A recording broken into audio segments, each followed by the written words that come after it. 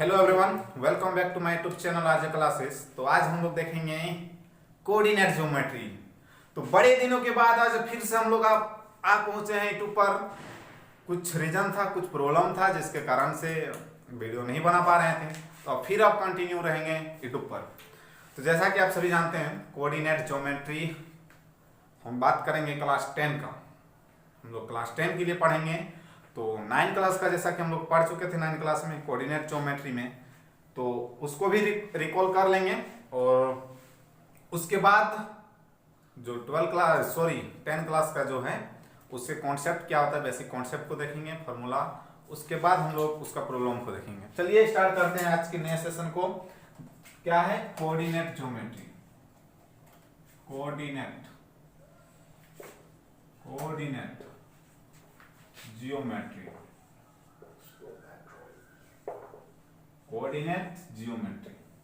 ठीक है, तो हम लोग क्या पढ़े थे, कुछ कार्टिजन प्लेन था, ठीक है, जिसको बोलते हैं ग्राफ। Okay, graph paper. तो कार्टिजन प्लेन में क्या था, एक एक्स एक्सिस था, एक वाई एक्सिस था, इस तरह से था। ठीक, इसमें इसको बोलते थे एक्स एक्सिस, इसको बोलते थे वाई एक्सिस।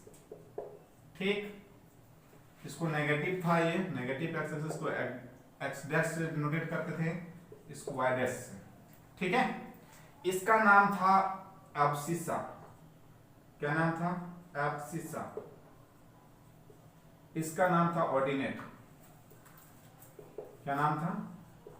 ऑर्डिनेट। इसमें पॉइंट को यूनिट डिस्टेंस में लिखते थे 1 2 3 4। ये एक्स एक्सिस के लिए था। इसमें क्या था? 1 2 3। ठीक है, इधर नेगेटिव -1 -2 -3 -1 -2। थोड़ा सा डिस्टेंस ज्यादा ले लेते हैं, इतना सामने नहीं होगा। यूनिट डिस्टेंस होना चाहिए -2 -3। ठीक है, तो इस तरह से पॉइंट को लिखते थे, सॉरी नंबर को लिखते थे। अब इसमें 9 क्लास में हम लोग पॉइंट को किस तरह से लोकेटेड किया जाता है वो भी सीखे थे। तो चलिए उसको भी रिकॉल कर लेते हैं।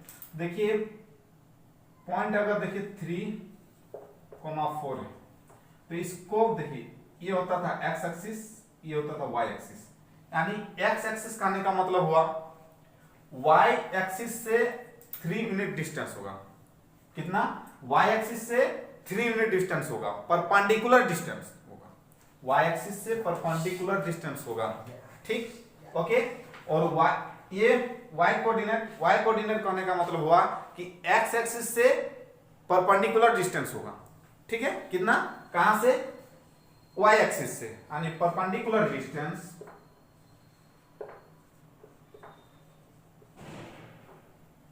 of the point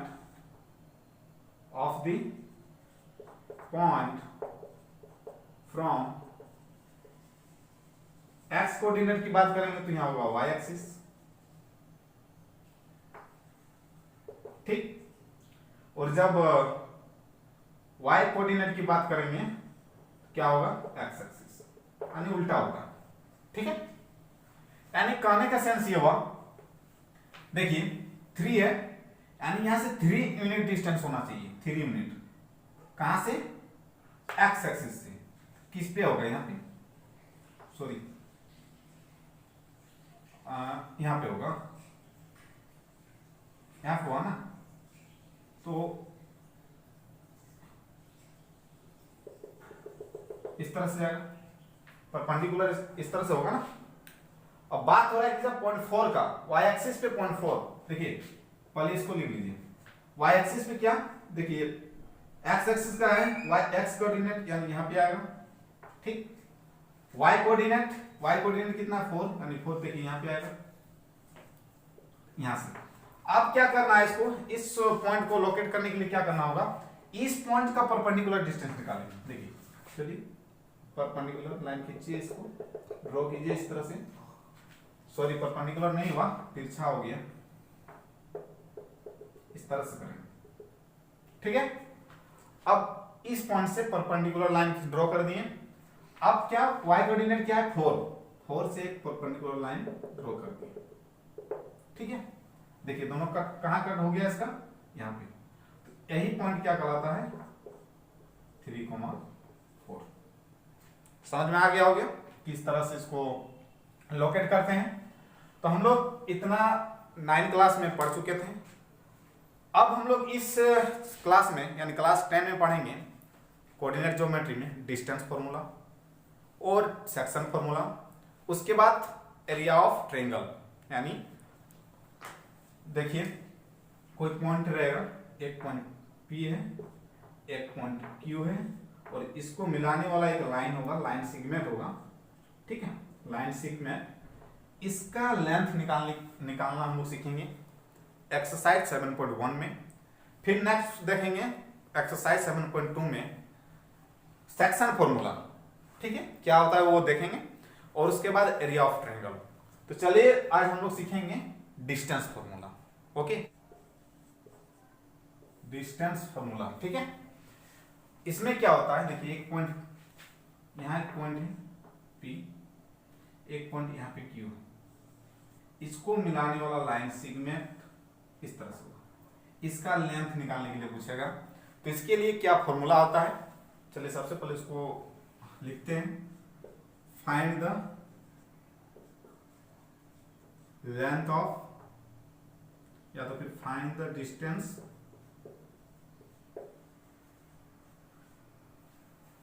between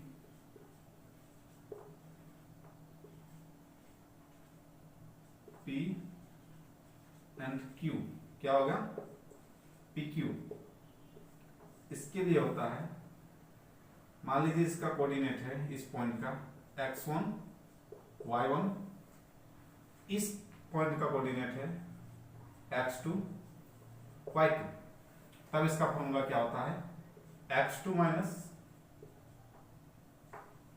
x1 का whole square plus y2 minus y1 का होल स्क्वायर।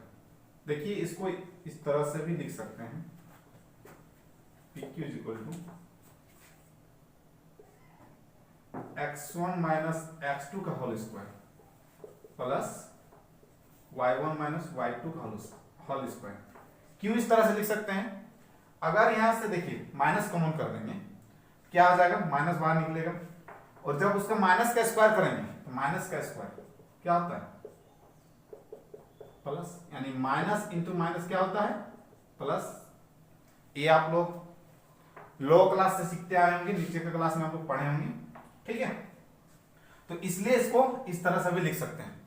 अब इसमें बहुत किसी को डाउट होगा कि ये फॉर्मूला आया कहां से, कैसे आया, बहुत को डाउट होता है। कोई कोई रट लेता है, किसी को चलो काम चलाने के लिए, लेकिन इसका प्रूफ क्लास 10 में कोई इंपॉर्टेंट नहीं है, लेकिन डाउट रहता है। ठीक है, तो उस डाउट को क्लियर कर लेते हैं सबसे पहले, उसके बाद हम लोग आगे बढ़ेंगे। तो देखिए हम लोग किस तरह से पॉइंट को ड्रॉ करते थे, एक ग्राफ बनाएंगे सबसे पहले कार्टेशियन प्लेन में। देखिए इस तरह से था, ये था एक्स एक्सिस, ये था वाई एक्सिस। मान लीजिए एक पॉइंट P है ना, P यहाँ पे x1 y1 हो गया। मान लीजिए फिर और एक पॉइंट, देखिए एक पॉइंट Q यहाँ पे, क्या है इसका कोऑर्डिनेट x2 y2, ये इसका मतलब क्या हुआ, हमको निकालना क्या है इसका डिस्टेंस। देखिए ये जो है ना, इसका डिस्टेंस निकालना है। तो इसका मतलब क्या होगा, x1 का मतलब कि सॉरी y1 का मतलब कि x एक्सिस से कितना डिस्टेंस है, परपेंडिकुलर डिस्टेंस होगा, और इसको इस तरह से परपेंडिकुलर ड्रॉ कर देते हैं। चलिए ठीक, अब देखिए क्या होगा, यहां से एक लाइन ड्रॉ कर दी, इसका नाम दे देते हैं R।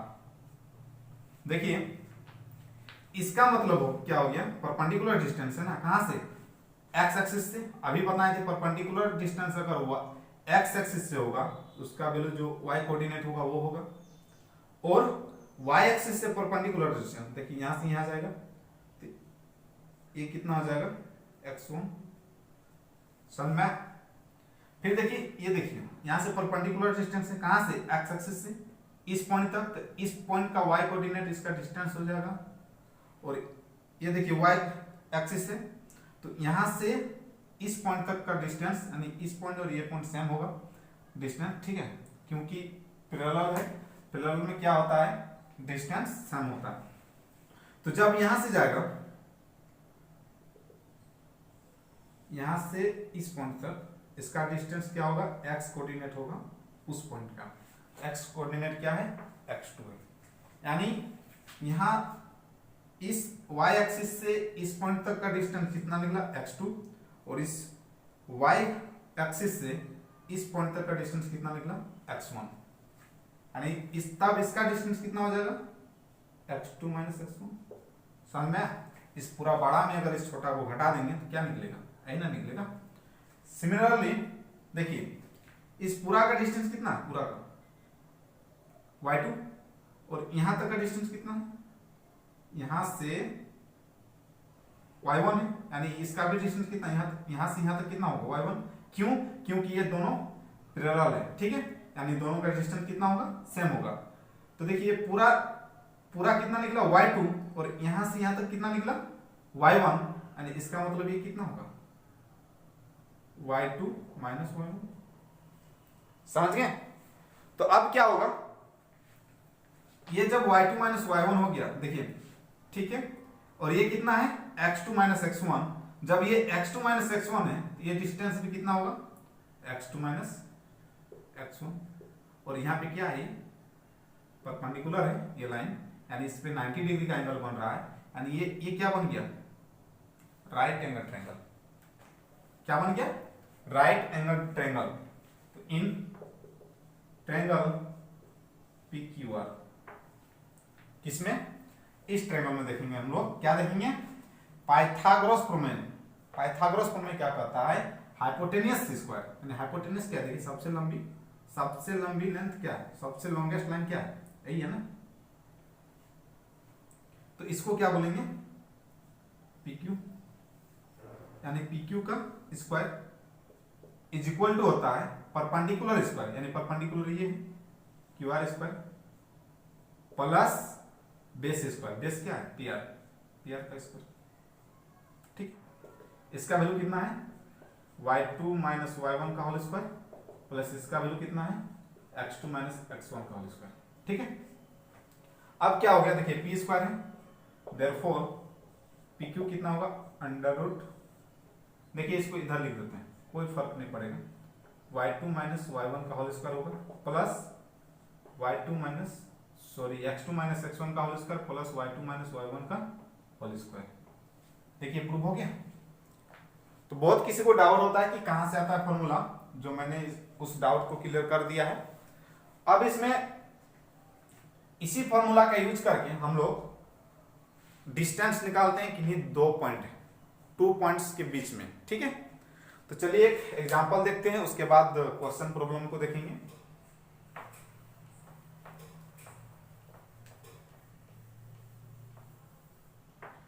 तो जैसे एक एग्जांपल लेते हैं, क्या एग्जांपल होगा, find the distance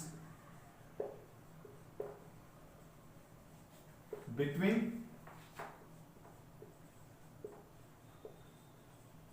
two points.